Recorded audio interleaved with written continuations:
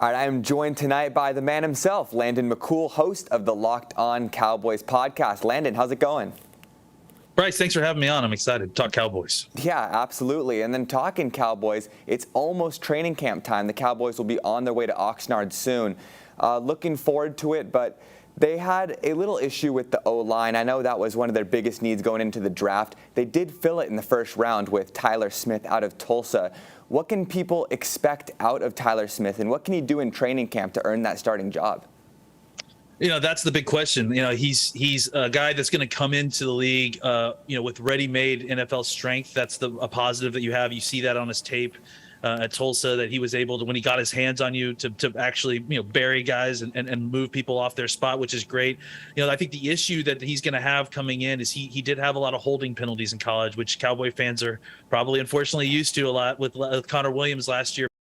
Coach McCarthy has been saying a lot how Ezekiel Elliott is looking like he's in the best shape of his life. He's having a great offseason, but we're also seeing Tony Pollard commanding more touches as well. How is that backfield looking to be split going into the season? What can we expect from those guys?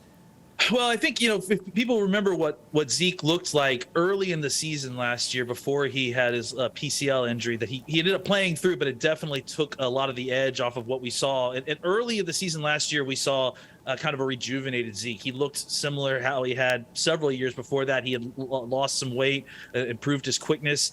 I think that they're going to use Zeke in a similar fashion that they did last year, and I think the change will be in how they use Pollard. You may see more of Pollard and Zeke on the field at the same time, and Pollard kind of doing some more non-traditional running back stuff, splitting out wide even, and doing more things like that.